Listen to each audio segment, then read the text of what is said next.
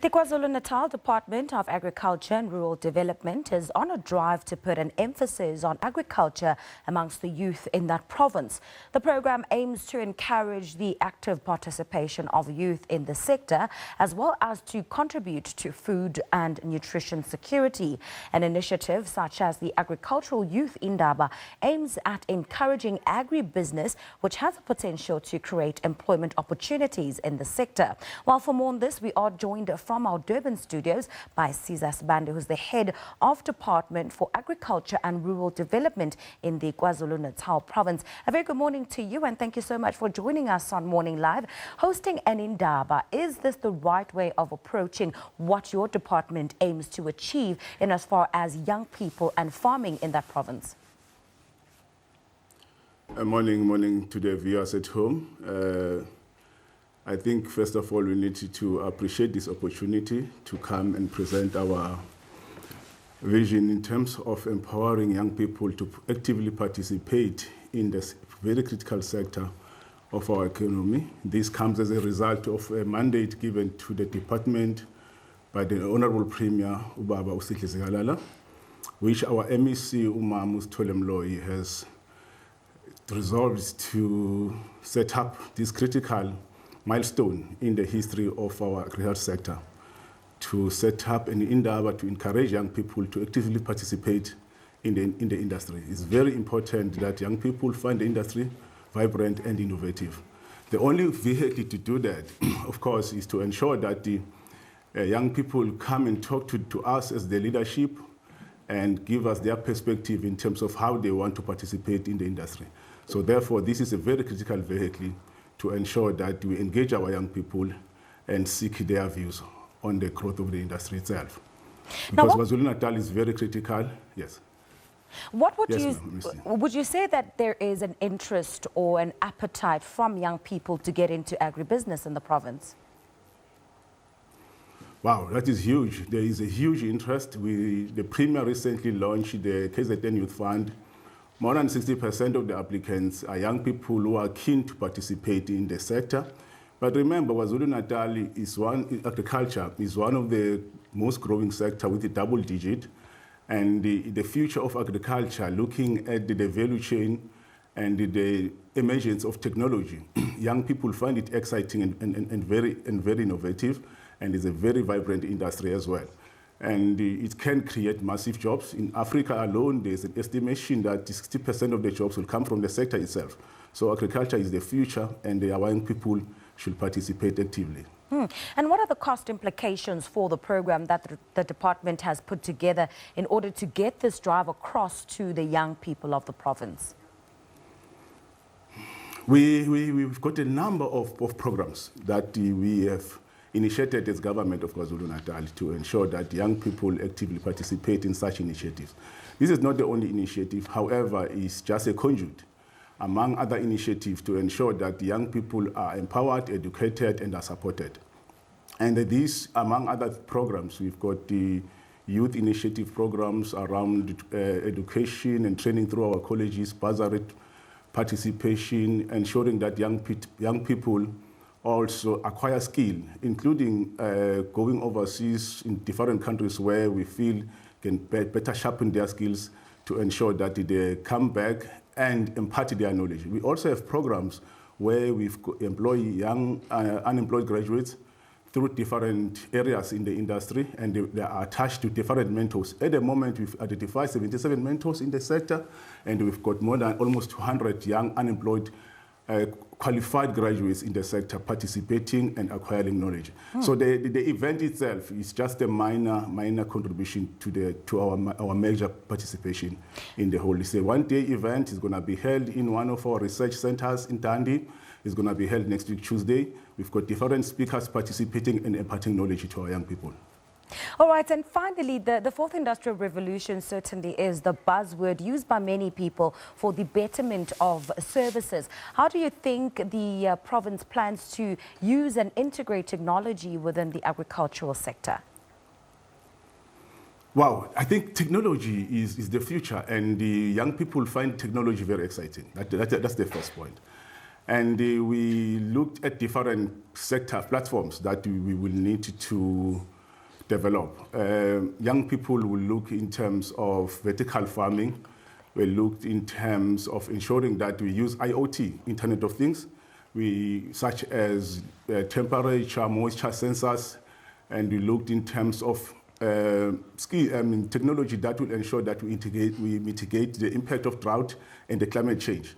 And more than that, we looked at looking at technology that will assist us to even project how and where to plant and how to grow the industry. So it's very important that we looked in terms of developing our young people to participate in the analysis of big data. And more than that, we looked in terms of ensuring our young people acquire knowledge in terms of ensuring that the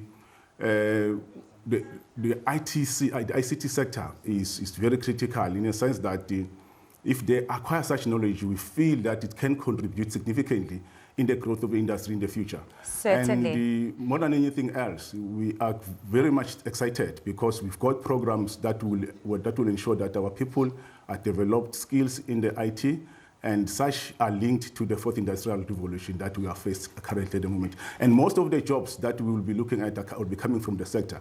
We are partnering with other sectors and other departments to ensure that young people develop apps that will find solutions and assist us to participate in the sector. The IT sector alone in the agricultural sector will create massive jobs within the evolution of the agricultural sector itself. All right, that's where we'll have to leave it. Thank you very much for your time this morning. That was Siza Sibande, Head of Department for Agriculture and Rural Development in KwaZulu-Natal, talking to us about the Agricultural Youth Indaba and just some of the events that the department is embarking on.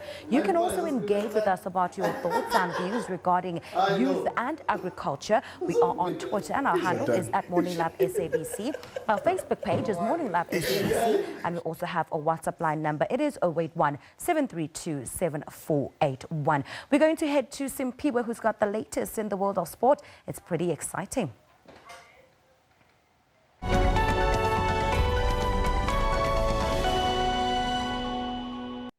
You're so right, Pearl. It's so exciting because the Absa Premiership continues this weekend with 4 matches taking place today. Well, in the only afternoon match, 10th placed Polokwane City host 8th placed Bloemfontein Celtic. Cape Town City, who had an indifferent start to the season and are 13th, take on Highlands Park, who are 6th.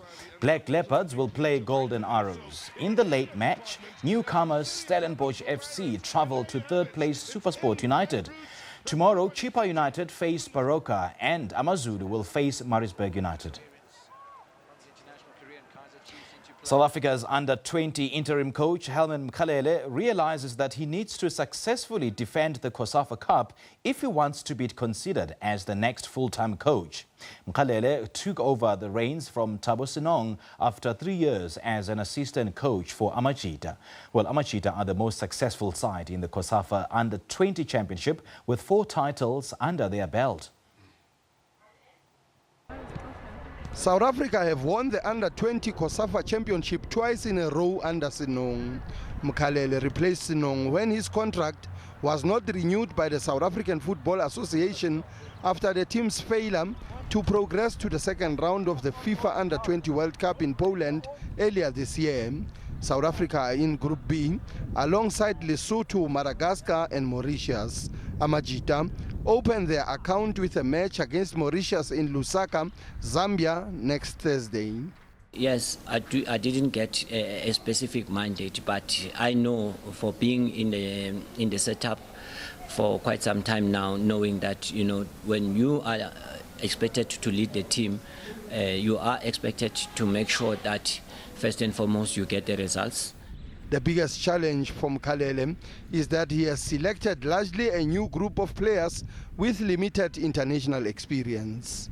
But the players are determined to win the team's 3rd title in a row. The team leaves for Zambia on Tuesday. This year's tournament runs from the 4th to the 14th of December. Sfiso Ramara, SABC News, Johannesburg. The Spa Challenge Netball Test Series at the Belleville Velodrome started with a bang. The Proteas lost to the England Roses 58-63 in extra time. It was a hard-fought encounter between the Commonwealth champions and the African champions. The two teams were level on 51 all at full time. The Proteas appeared to be thrown by having to play extra time and lost the intensity with which they had played earlier. The Roses won the first 7 minutes 6-5, but then stormed ahead to win the second 7 minutes 6-2. The second match in the Spa Challenge series will be played today at 3 p.m. and the third at 1 p.m. tomorrow. The Mzansi Super League is in Durban today, where the Heat host Nelson Mandela Bay Giants. The Durban side are in 5th spot, and a win will help the team move up in the standings table, with the Giants sitting in 2nd spot. Last night, a superb bowling display followed by an AB de Villiers gem in front of the Centurion faithful sent the Tshwane Spartans top of the Mzansi Super League table. They crushed the previous log leaders, Paarl Rocks, by 8 wickets for a bonus point win at Supersport Park. Now, two cyclists, Luyanda Tobigunya and Lorenzo Leroux, won the prize of a lifetime at the recent Wine to Wales race.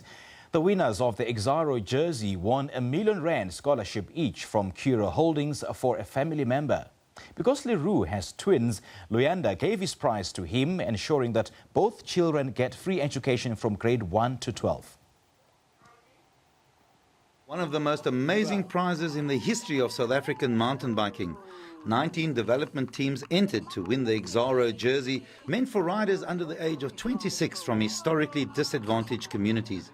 This amazing story doesn't end there, with the partners showing their solidarity and Leroux's twins getting an opportunity of a lifetime through an education scholarship worth 2.4 million rand in total. The prizes were handed over at a function in Stellenbosch.